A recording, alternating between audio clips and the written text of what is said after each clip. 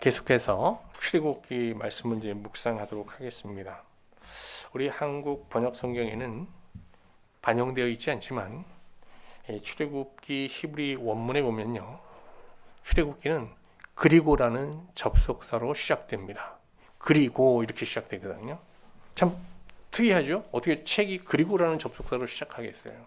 그거는 뭘 말합니까? 앞에 있는 책과 이게 연결되고 연속되고 있다는 것을 이제 강조하는 겁니다. 그러니까 우리가 출애굽기를 별개의 책으로 보면 안 되고요. 창세기와의 연속성을 갖고 이제 이어서 살펴봐야 되는 겁니다. 그럼 창세기와 출애굽기는 도대체 무슨 연관성이 있는 걸까요? 창세기가 약속의 책이라면 출애굽기는 성취의 책입니다. 창세기가 약속하는 건 많지만 출애굽기에서 성취되는 내용만 정리해 보면요, 크게 세 가지거든요. 먼저 하나님께서 이스라엘의 조상들이죠, 아브라함, 야곱, 이삭하고 언약을 맺어요. 그 언약을 맺으면서 그들의 자손에 대한 세 가지 약속을 합니다. 그들을 번성케 하겠다, 애굽 땅에서. 그리고 어떻게 그들을 빼내겠다, 출애굽시키겠다. 그리고 그들과 너희들처럼 언약을 맺겠다, 이런 약속들이거든요. 그래서 이 후손들에 대한 이 세 가지 약속이 이제 그 성취된 얘기가 바로 이 출애굽기에 있는 거예요. 이해가 되시죠? 예. 확인해 볼까요? 창세기 12장 2절에 보면 내가 너로 큰 민족을 이루고 내게 복을 주어 내 이름을 창대하게 하리니 너는 복이 되리라 하는데 후손에 대한 약속이잖아요. 그 15장 13장 14절에도 보면 너는 반드시 알라 내 자손이 이방에서 계기 되어 그들을 섬기겠고 그들은 400년 동안 내 자손을 괴롭게 하리니 그들이 섬기는 나라를 내가 징벌할지며 내 자손이 큰 재물을 이끌고 나오리라. 이게 출애굽 얘기입니다. 이 약속들이 이제 창세기에 있고 이것이 실현되는 과정이 이제 출애굽기에 잘 설명되어 있는 거죠. 하나님의 약속대로 이스라엘 후손들은 애굽에서 번성하여 400년 만에 이 민족의 단위로 이렇게 크게 번성했습니다. 그러자 애굽 왕 바로는 이스라엘의 급속한 이 번성을 막고자 이스라엘 백성을 박해하기 시작하죠. 이에 하나님은 모세를 영적인 지도자로 세워 바로의 압제 아래 고통받고 있는 자기 백성을 출애굽 탈출시키고 그들을 시내산으로 불러 그들과 이제 언약을 맺게 됩니다. 이런 내용이 이 출애굽기에 쭉 설명되어 있습니다. 이제 우리가 지금 살펴보고자 하는 것은 출애굽기 2장 4장에 있는 모세의 이야기인데요. 이 모세의 얘기는 뭐 잘 아시죠? 모세의 인생은 그의 이름이 건져냄을 받다는데 먼저 그 이름대로 나일 강가에서 죽을 운명을 갖고 태어났지만 이제 애굽 공주의 은총을 입어서 건짐을 받잖아요. 그래서 죽어야 할, 나일간에 던져져야 할 운명을 가진 모세는 이 건짐의 은혜를 힘입어서 40년 동안 애굽에서 왕자의 삶을 살아갑니다. 최고의 교육을 받으면서. 그런데 이제 뭐 40세 때 이제 동족 이스라엘 백성을 이제 박해하는 애굽인을 보고 분노하여 그 애굽인을 쳐 죽이지 않습니까? 그래서 이 살인죄로 인하여서 이제 갑자기 범죄자가 돼요. 이제 광야로 도주하여 이제 남은 3년, 40년, 이후 40년은 사막에서 양치는 걸 베두인이라고 하거든요. 베두인처럼 그들과 함께 이제 사막에서 유목민으로, 양을 치는 유목민으로 살아가게 됩니다. 가장 비천한 삶을 사는 거죠. 근데 이제 오늘 우리가 읽은 본문에 나오는 대로 하나님께서 시내산, 호렙산이라고도 하는 시내산에서 이 모세를 부르시잖아요. 80세 노인을 부르신 겁니다. 그래서 그를 부르셔서 다시 애굽에 보내셔서 이제 출애굽을 이끌어가는 지도자로 이제 사용하시게 되는, 그게 이제 모세의 인생이에요, 일생이에요. 오늘은 그 80세 때 모세가 시내산에서 하나님부터 이제 부름받는 사건을 여러분과 함께 한번 자세히 살펴보도록 하겠습니다. 먼저 이 하나님의 부르심의 내용부터 한번 살펴보죠. 광야에서 모세는 장인 이드로의 양떼를 돌보면서 가족을 부양하고 있었습니다. 여러분, 광야에서의 모세의 삶은 어땠을까요? 기본적으로 모세는 어떤 사람이에요? 도망자잖아요. 여러분, 도망자의 삶이 어땠을 것 같아요? 늘 두려움 속에 사는 거예요. 불안과 두려움. 근데 과거 그런 애굽에서 어떻게 살았어요? 또 왕자의 삶을 살았잖아요. 최고의 문명을 누리며 살았잖아요. 근데 지금 어떻게 해요? 이 세상에서 가장 비천한 베두인의 신분으로 살아가고 있는 겁니다.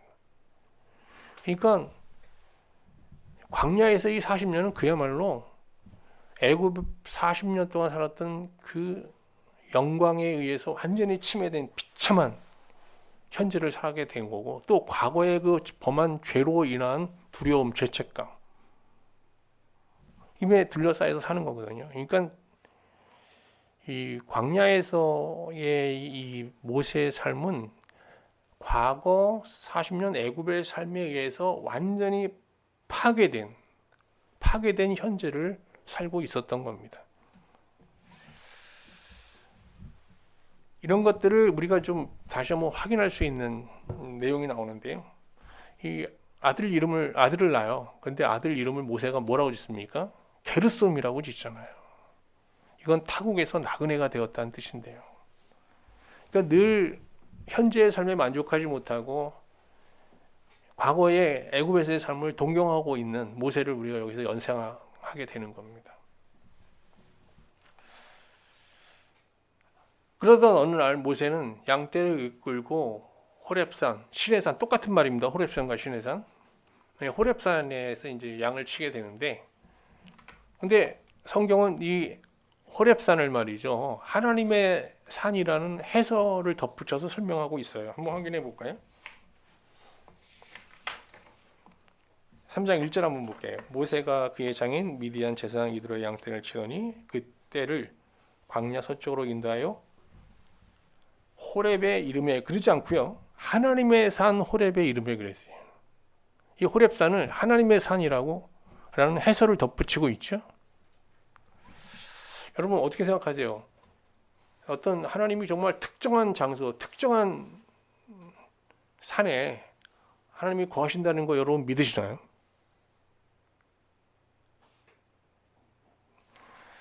과거 이 구절을 근거로 산에 이제 기도원이 참 많이 세워졌어요. 그리고 한국의 이 전통신앙에는요, 그 신이 산에 있다는 생각이 많았거든요. 그래서 우리 박정희 정권 때 이제 이거 미신타파해 갖고 산에 있는 그 신당들을 없애서 그렇지, 어렸을 때 산에 가면 무서웠어요, 여러분. 하여간 거기 그 무당들이 막 기도하고 막 뭐 이상한, 약간 좀 광인처럼 막 신을 찾고 막 경기를 하면서 부들부들 떨면서 뭐 소리 지르고 이러는 광경 많이 봤거든요. 이 세계에서 이렇게 산에다가 이렇게 기도원을 많이 만드는 나라는 우리나라밖에 없습니다. 근데 또 어떻게 해요? 찾아가요, 사람들이. 그러니까 이게 한국의 전통 신앙과 이렇게 연결이 지금 돼 있는 거죠. 근데 출애굽기는 이 산이 하나님의 산, 호렙산이, 모세가 양떼를 치고 있던 이 호렙산이 하나님의 산이라고 이제 얘기하고 있는데, 이건 무슨 말인가 하면 그 산에 정말 하나님이 계시다는 뜻이 아니고요, 그 모세의 마음이 하나님만 찾고 있는 간절한 심령이 되었고, 또 그 가난하고 통해하는 심령 가운데 하나님이 모세를 찾아오셨다, 이렇게 이제 해석하는 것이 이제 좀 더 타당하겠죠. 아무튼 모세는 이렇게 정말 하나님을 간절히 사모하고 갈망하는 목마른 심령으로 이 호렙산에서 양떼를 치고 있는데 한 가시떨기나무를 발견하게 됩니다. 여기 떨기나무는요, 그냥 가시나무예요. 사막에서 흔히 볼 수 있는 가시나무입니다. 제가 이제 그 성지순례 갔을 때 이 가시나무를 한번 자세히 봤어요. 이 가시나무에 그 뭐 염소들이나 양들이 뭘 먹어요. 거기 아무것도 없는 것 같은데 거기 보니까 순이 요만큼씩 있어요, 싹이. 그걸 먹더라고요. 내가 이건 참 그냥 가시나무예요. 삭막한 그 가시나무를 보면서 모세는 이런 생각을 하지 않았을까요? 이 가시나무야, 참 너는 이 광야에서 지금 40년 동안 늙어서 양떼를 치고 있는, 그래서 아무 곳에도 쓸모없이 된 꼭 내 모습 같구나, 뭐 그런 생각을 하지 않았겠어요? 그런데 그 가시떨기 나무에 불이 붙은 거예요. 불이라는 게 그 모든 물질을 태워서 에너지를 만들어내잖아요. 그래서 재를 만들어버리고 없음을 모든 것을 없애버려야 되는데, 이 불 붙은 가시떨기 나무는 없어지질 않는 거예요. 이 기이한 광경을 보고 모세가 이제 가까이 가서 이걸 확인해 보려고 하는데, 그때 이제 하나님께서 모세야 모세야라고 부르시면서 여기는 거룩한 땅이니 가까이 오지 말라. 그래서 내 발에 신을 벗으라라고 이제 말씀하지 않습니까? 우리 출애굽기 3장 4절 5절 한번 볼게요. 모세야 모세야 이리 가까이 오지 말라. 내가 선 곳은 거룩한 땅이니 내 발에 신을 벗으라. 뭐 신을 벗으라는 이 하나님의 명령은 뭐 여러 가지 의미로 생각할 수 있겠지만은, 여러분 우리가 이렇게 상상해 볼 수 있잖아요. 모세가 애굽에서 도주할 때 갖고 나온 게 뭐겠어요? 칼 하나 갖고 나오겠죠. 아니면 뭐 물병 하나. 그리고 어떻게 해요? 그냥 입고 있는 옷과 신발이 아니었겠어요? 옷이야 다 낡아서 새 옷을 입었겠지만, 아마 그가 신고 있는 신발은 애굽에서 신고 있었던 그 신발을 뭐 고쳐서라도 가죽 신이었을 테니까요.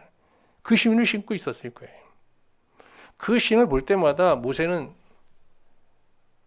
애굽에서 영광스럽게 살았던 그 삶을 떠올리면서, 내가 전에는 정말 이렇게 애굽에서 이런 삶을 살았는데 하면서 현재의 삶을 한탄하고 탄식하는 그런 경험을 많이 했을 거란 말이죠. 그래서 이 모세의 신이라는 게 자기에 대한, 애굽에서 왕자로 살았던 자신에 대한 어떤 자긍심을 상징하는 거라고 볼 수 있거든요. 근데 하나님께서 그 신을 벗으라는 거예요. 그러니까 이 신은, 모세가 신고 있던 이 신은 애굽을 동경하고 애굽을 사랑하는, 뭐 세상을 사랑하는 정욕 이런 걸 상징하는 걸 수 있죠. 이거를 벗어버리거든요. 하나님 앞에서 완전히 그 심령 안에 이 세상을 사랑하고 이 세상을 추구하는 그런 마음들, 정욕들이 싹 비우고 정말 가난한 심령으로 하나님 앞에 서게 되는데, 이때 그는 어마어마한 하나님의 현존 앞에서 두려움을 경험합니다. 그래서 얼굴을 들지 못하고 얼굴을 가리게 되거든요. 한번 볼게요. 6절 말씀. 또 이르시되 나는 내 조상의 하나님이니 아브라함의 하나님, 이삭의 하나님, 야곱의 하나님이니라. 모세가 하나님 배웁기를 두려워하여 얼굴을 가리매. 모세는 하나님의 현존 앞에서 지금까지 한 번도 경험하지 못한 새로운 두려움을 경험하게 되는데요. 여러분 이 두려움 한번 상상해 보십시오. 거룩하신 하나님 앞에서 자기를 새롭게 발견하게 되는 건데요. 어마어마하게 광대하신 하나님 앞에서 정말 자기가 어떻게 보였겠어요? 티끌 같은 존재로 보였을 거 아니에요. 얼마나 자기가 작은 존재인지, 미약한 존재인지, 자기의 어떤 미약함을 깨닫는 거예요. 그리고 또 그 거룩하신 하나님 앞에서 자기가 얼마나 부정한 존재였는지를 깨닫게 되지 않겠어요? 이런 하나님의 현존 앞에서 겪는 이 새로운 자기 발견, 그 발견으로 인한 두려움을 뭐라 그러느냐? 경외라고 해요. 하나님을 경외하는 것이 지식의 근본이다. 이런 말씀 많이 나오죠, 성경에. 잠언서 9장 10절에 보면 여호와를 경외하는 것이 지혜의 근본이요 명철에 아는 것이, 거룩하신 자를 아는 것이 명철이니라 그랬는데, 이게 신앙의 이제 진정한 참된 신앙의 첫걸음인 거죠.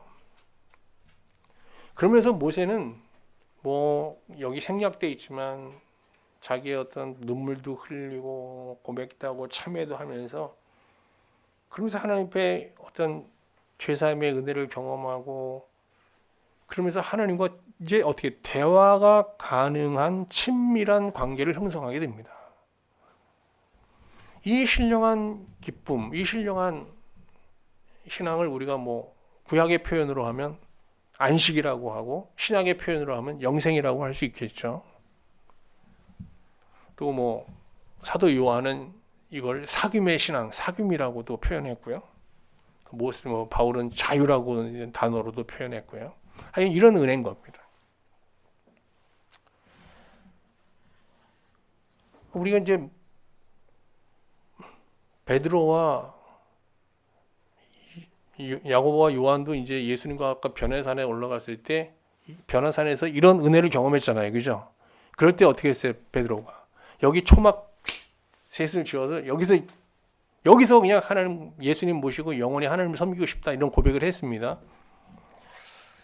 모세도 그런 마음 아니었겠어요? 야, 이제 내가 정말 하나님 부르시는 그날까지 이곳에서 하나님을 섬기면서 정말 안식의 삶, 영생의 삶을 맛보며 살아야 되겠다 하면서 참 행복해 했을 거예요. 그런데 하나님께서 마냥 하나님 안에서 기뻐하고 행복해하는 모세를 향해서 애굽으로 내려가라는 명령을 내리십니다. 소명을 주시는 거예요. 한번 볼까요? 3장 10절. 이제 내가 너를 바로에게 보내요. 너에게 내 백성 이스라엘 자손을 애굽에서 인도하여 내게 하리라. 그러면서 이제 너는 여기서 그냥 나로 인하여 기뻐하는 삶에 만족하지 말고 내려가라는, 애굽으로 향해서 나아가라는 겁니다. 이에 모세는 여러 가지 이유를 대면서 이 하나님의 이배국 명령을 정중하게 이제 거부하게 되는데요. 모세가 이배국 명령을, 하나님의 명령을 거부한 가장 큰 이유는 뭘까요?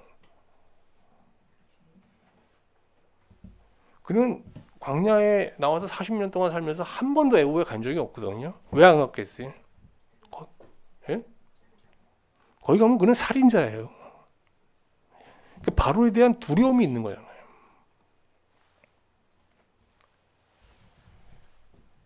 모세의 40년 광야 생활은요, 바로에게 쫓기고 체포되는 악몽에 휘달리는, 그야말로 바로에 대한 두려움 가운데 있는 시간들이었거든요.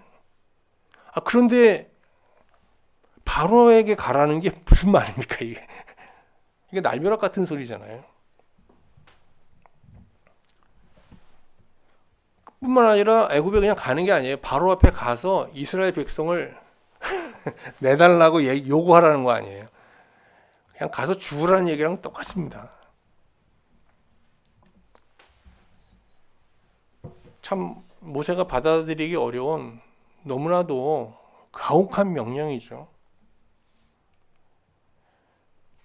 그러자 하나님께서는 모세에게 모세가 들고 있는 지팡이를 던지라고 그래요. 여러분, 모세의 지팡이 하면 어떤 그림이 연상되세요? 여러분, 찰턴 헤스턴에 나오는 모세의 영화에 나오는 지팡이 떠올리시죠? 이렇게 큰 거 구부러지고 좀 딱 폼나는 거. 근데 여기 원어에 보면요, 이 지팡이가 마테라고 되어 있는데요. 마테, 이게 지팡이에요. 막대기예요. 이 마테라는 거는 그냥 목동들이 마른 나무를 잘라서 이렇게 만든 1m가 조금 더 되는 막대기입니다, 여러분. 그냥 막대기. 막 구부러져 있고 막 이런 거 아닙니다. 그냥 막대기입니다.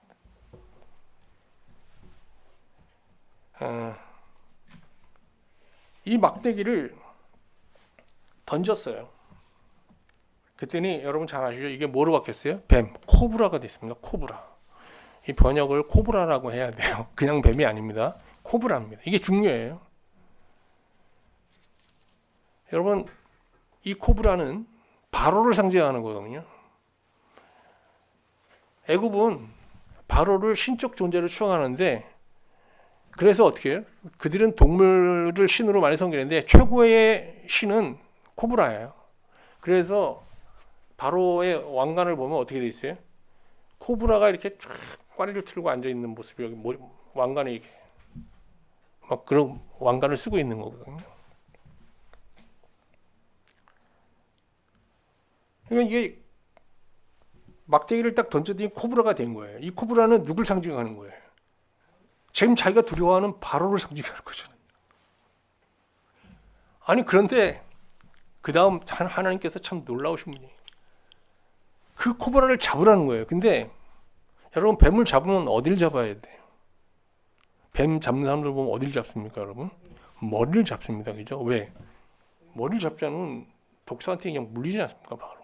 꼬리 잡으면 큰일 납니다. 근데 어디를 잡으라고 그럽니까, 하나님께서? 꼬리를 잡으라는 거예요. 난감합니다. 그래서 모세는 얼마나 두려웠겠어요, 코브라의 꼬리를 잡는 게. 근데 하나님 말씀에 따라서 꼬리를 딱 잡았더니 이게 뭐가 됐어요? 막대기가 된 거예요, 또. 이 지팡이, 막대기 기적 사건을 통해서 하나님께서 모세에게 전하는 메시지가 뭘까요? 여러분 분명해 보이죠? 뭡니까? 야, 너 지금 바로가 두려워서 애굽에 못 가겠다는 거냐? 너 지금 손에 막대기 있지? 예. 그 막대기 던져봐. 던졌더니 코브라가 된 거 아니에요? 바로를 상징하는. 그 바로 두렵다고? 야, 그 바로 꼬리를 잡아봐. 딱 잡았더니 막대기가 된 거잖아요. 나는 너와 지금 함께하고 있어. 너 홀로 바로 앞에 서는 거는 정말 무모하고 그건 네가 뭐 스스로 죽음을 선택하는 어리석은 행동일지 모르지만 그 바로 앞에 너 혼자 보내는 게 아니라 내가 너와 함께 하겠다는 겁니다. 그럴 때 내가 함께 할 때 바로는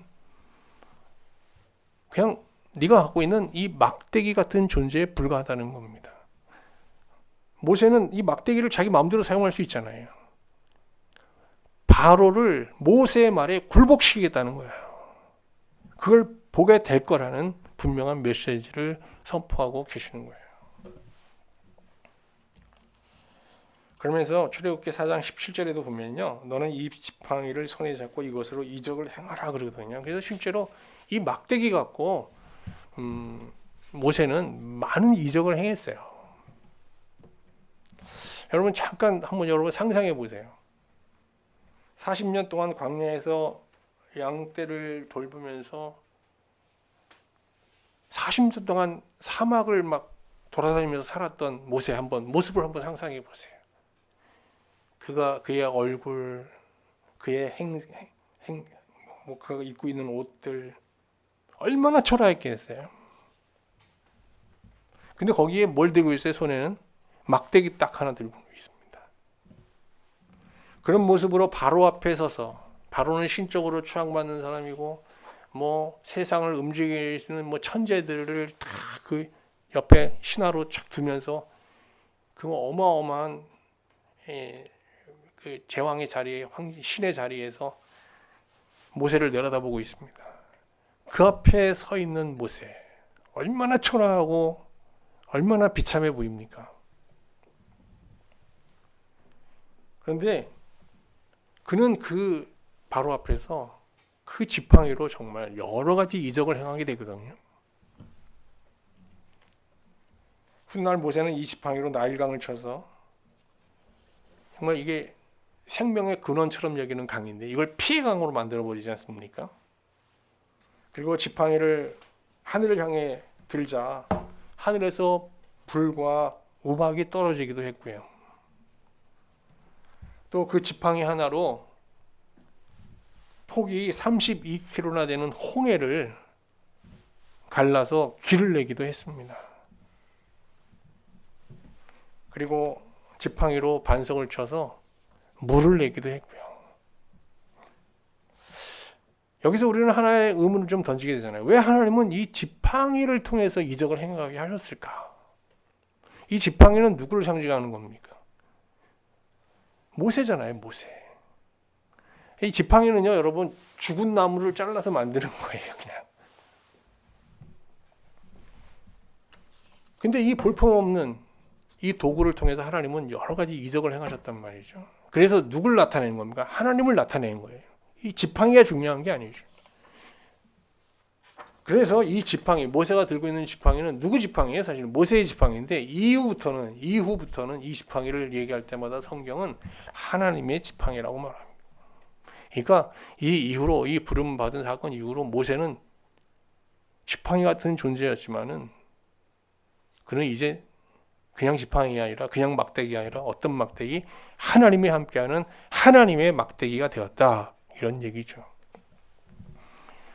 40년 전에 모세는 동포 앞에 칼을 차고 왕자의 모습으로 그들 앞에 섰잖아요. 근데 거기 때는 하나님이 계시지 않았어요. 실력자의 모습으로, 그렇지만 하나님이 없는 실력자의 모습으로 동포를 구원하고 하나님의 역사를 이루고 있죠. 완전히 무너졌습니다. 실패했습니다. 그러나 하나님께서 40년 동안 그를 완전히 낮추시고 막대기 같은 존재로 만드신 후에 그와 함께 하시게 되었습니다. 이제 그를 다시 바로와 애굽에 있는 이스라엘 백성들 앞에 세워 살인자를 구원자로 사용하시려고 하는 것입니다.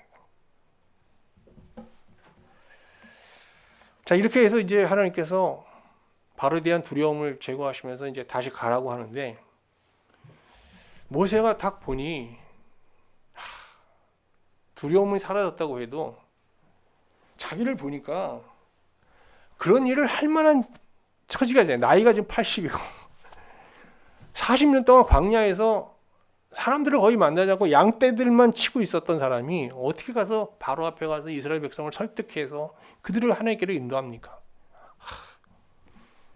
이게 그가 이제 자기를 문제에서 안 듭니까? 내가 누구기에? 라고 말합니다. 한번 11절 말씀 볼까요? 내가 누구이기에 바로에게 가며 이스라엘 자손을 애굽에서 인도하여 내리까? 하나님, 그냥 이런 겁니다. 제 꼴을 좀 한번 보세요. 제가 이런 행색으로 바로와 애굽에 들어가면 누가 제 말을 믿고, 제가 뭐 하나님의 말씀을 보내셨다고 하면 누가 그 말을 믿겠습니까? 라는 반문이거든요. 그래서 하나님은 모세에게 손을 품에 넣으라고 합니다. 그래서 품에 넣었어요. 그래서 다시 꺼내라고 해서 꺼내봤더니 손이 어떻게 되냐? 나병으로 바뀐 겁니다. 나병이 걸려 있었던 거예요. 출애굽기 4장 8절 말씀 보겠습니다. 여호와께서 이르시되 만일 그들이 너를 믿지 않으면, 그리고 또 다시 품에 넣으라고 했더니 이 품에 넣었다가 뺐더니 완전히 회복이 돼서 깨끗한 손이 된 겁니다. 그러면서 이렇게 말씀하시는 거예요. 4장 8절 여호와께서 이르시되 만일 그들이 너를 믿지 않으면 그 처음 표적의 표징을 받지 아니하여도 나중 표적의 표징은 믿으리라. 이 손이 회복되는 기적을 통해서 모세는 정말 초라하기 이를 데 없는 자기 자신을 새로운 눈으로 바라보게 되면서 자기가 새 존재가 되었음을 확신하게 됩니다. 그래서 과거로부터 침해되는 이 현재라는 이 불안과 두려움과 온갖 부정적인 감정이 완전히 뒤섞인 이 어두운 현재로부터 완전히 구원받게 되는 겁니다. 이제 오늘 시간이 많이 가서 제가 좀 준비한 게 있지만 이걸 생략하고 이제 말씀을 좀 마치도록 하겠습니다. 지금까지 우리는 하나님께서 시내산에서 모세에게 불타는 가시떨기 나무로 현현하시면서 살인자 모세를 구원자 모세로 거듭나게 하시는 소명 기사를 쭉 한번 살펴보았습니다. 하나님을 존재로 만나기 전 모세는 바로에 대한 두려움과 또 자신이 범한 이 살인죄에 대한 죄책감, 이런 것에 사로잡혀서 하루도 발을 뻗고 편하게 잠을 못 자는 그런 불안과 두려움 속에 살았었습니다. 여기 보면 두려움이나 사실 죄책감이라는 것은 과거로부터 공격받고 있는 현재를 사는 거거든요. 이처럼 과거라는 것은 현재를 엄청나게 공격하는, 이게 사실 현재의 적입니다. 과거에 우리가 굉장히 바로 이 모세가 애굽에서 왕자의 삶을 살았잖아요. 그 영광스러웠던 삶은 지금 현재를 어떻게 해요? 더 비참하게 만들죠. 또 과거에 그가 범했던 살인죄는 어떻게 해요? 현재의 두려움으로 몰려오거든요. 과거의 지배를 받으며 과거 속에서 살며 과거의 노예가 되어 사는 것은 하나님 밖에 있는 자가 맞아야 할, 피할 수 없는 운명이에요. 사실 모든 사람들이 과거에 지배받는, 과거에 침해된 현재를 살고 있는 겁니다. 사람들이 이 과거의 공격으로부터 자신을 지켜보려고, 현재를 지키려고 잊으려고 해요. 그 잊음에는 세 가지 잊음이 있습니다. 첫 번째는 자연적 잊음이에요. 우리가 어떤 굉장히 큰 실수를 하거나 어떤 모든 중요한 것을 잃어버린 상실감에 빠졌을 때 견딜 수 없잖아요. 근데 어떻게 시간이 지나면 좀 어때요? 좀 나아지지 않아요? 그래서 못 살 것 같다가도 어떻게 해요? 시간이 좀 지나면 또 하루하루 살고 있는 자신을 발견하게 된단 말이죠. 이게 좀 잊어지는 거예요. 그러나 정말 힘들고 고통스럽고 수치스럽고 또 억울한 이런 기억들은요, 좀처럼 잊혀지지 않습니다. 시간이 지나도 잊혀지지 않아요. 아주 집요하게 우리의 현재를 공격하거든요. 그래서 사람들은 어떤 방법을 쓰죠? 억지로, 강제적으로 잊으려고 합니다. 그게 뭐예요? 잠을 자는 거, 아니면 분주하게 사는 거. 잠시도 생각을 안 하고 살잖아요. 또 하나 좋은 게 뭐죠? 만취하는 겁니다. 그냥 술.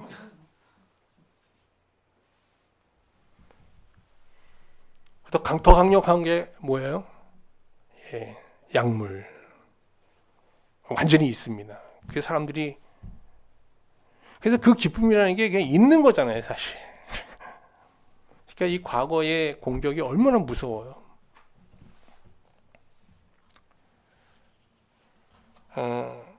하나님은 자기 백성의 과거를 심판하시고 회개케 하시는데,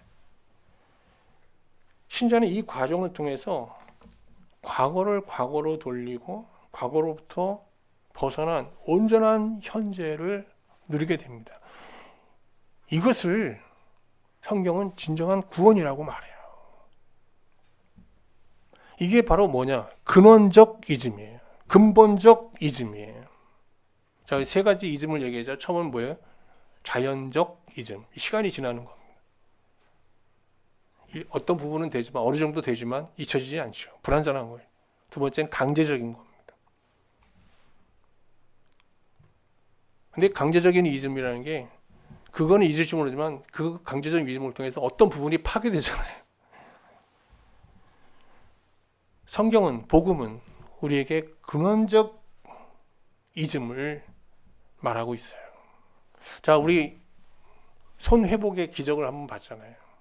자, 우리가 이제 모세가 손을 딱 하나님께서 보이시면서 이 손이 어떤 손이냐 해서 제 손입니다. 그 손을 봤을 때 그냥 80세에 일 많이 한 늙은 자의 손이에요. 80 노인의 손이죠. 근데 그거를 품에 넣으라고 그랬잖아요. 이 품이라는 건 뭐겠어요? 하나님을 상징하는 거잖아요. 하나님 앞에서 자기를 돌아보는 거예요. 그랬더니, 그리고 다시 꺼내봤더니 어떻게 됐어요? 뭐가 됐어요? 문둥병처럼 너무 흉측한 거예요. 자기의 연약함, 비참함, 추악함, 부정함 다 드러나는 거예요. 신앙은 이런 면에서 볼 때 굉장히 고통스러운 거예요. 그때 우리는 참회하고 회개하고 탄식하게 되죠. 근데 하나님께서 뭐라고 그래요? 그 손을 다시 넣으라는 거예요. 신앙은 여기서 끝나는 게 아니라는 거예요. 또 넣었어요. 그건 뭐예요? 하나님의 용서를 구하는 겁니다. 하나님의 긍휼과 은혜를 구하는 겁니다. 그리고 다시 꺼내보라고 그랬어요. 꺼냈어요. 어떻게 됐어요? 새 손이 된 거예요. 새로. 새 존재가 된 거예요. 무슨 얘기입니까? 과거에 그 손이 없어진 거예요. 이게 근원적 이즘이에요.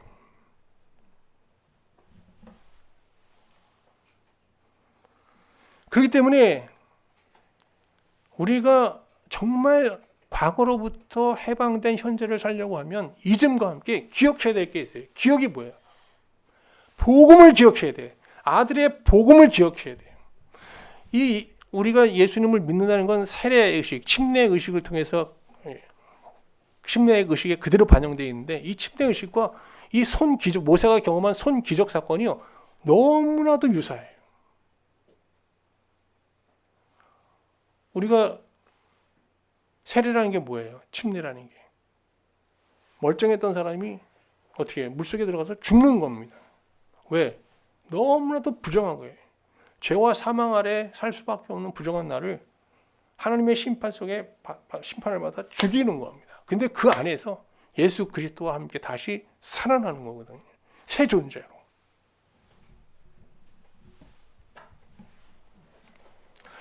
지금 오늘 우리는 2025년 마지막 주일 예배를 드리고 있어요. 2025년 여러분 또 우리가 받은 상처들, 아픔들 많았죠. 또 억울한 일도 많으셨을 거고요.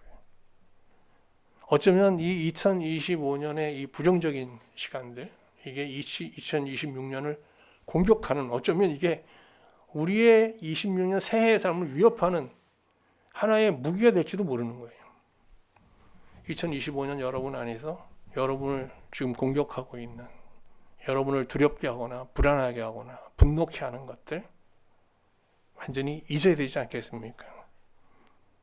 25년에 여러분 불미스러운 일들, 여러분의 허물들, 여러분 안에 있는 어떤 실수들 하나님 앞에 철저히 기도하고 회개하면서 정말 근원적으로 여러분 잊으시고 하나님께서 우리에게 베푸신 그 복음만을 기억하면서 2026년 새해를 시작할 수 있기를 주님의 이름으로 축원합니다.